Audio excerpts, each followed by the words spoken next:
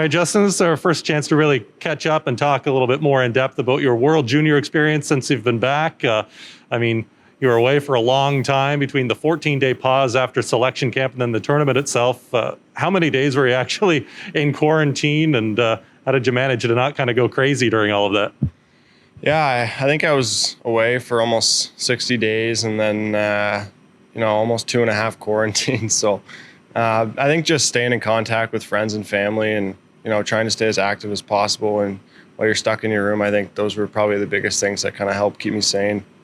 Talk about the experience itself, the teammates that you've played with, and maybe touch on your relationship with Coach Turigny as well. I remember he was at the draft table with the Mooseheads the day you were selected in the QMJHL draft. Of course, he never coached you, but you must have a special relationship with him as well. Yeah, I was lucky enough to play with Andre, or he coached me at the under 18 Ivan Holinka tournament as well.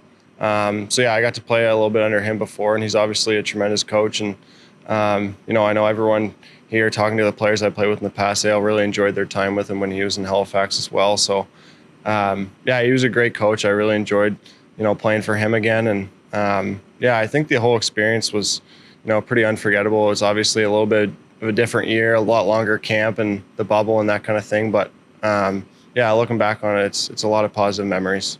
Well, we were all very proud back here to watch you win that silver medal. It was a great tournament for yourself. Can you show us the hardware that you've brought home with you? Yeah. How did that feel, or what does that mean to you to be able to hold that? Yeah, it's pretty special. I mean, I think growing up, the World Juniors is, I think every kid watches it and, dreams of playing that one day. And, just to represent my country on, one of the biggest stages, it's a huge honor. And, just really thankful for that opportunity. Going back to the fall, selected in the first round by the Colorado Avalanche.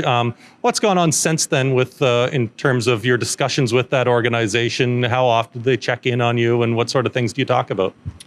Yeah, so I pretty much been mostly in contact with the player development guys. They keep a pretty close eye on, most of the players, so I've been in close contact with them. They've been sending me feedback after watching games and that kind of thing. Sending me video and stuff to watch like that.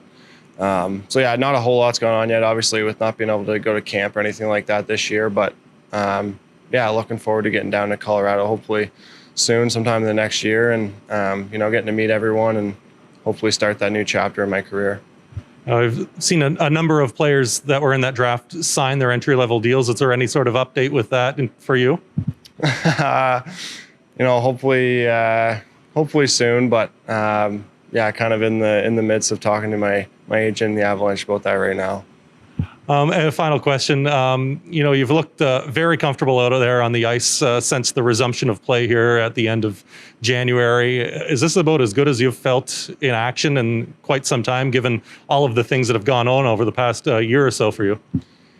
Yeah, I think for sure. I think coming back in the 8 games before leaving for Edmonton and obviously getting to play hockey over Christmas and kind of stay in game shape and then coming right back here. It's been nice to finally get a full stretch of playing hockey for a couple months, and feeling really good and excited to keep moving on here forward towards the end of the year with our team here in Halifax.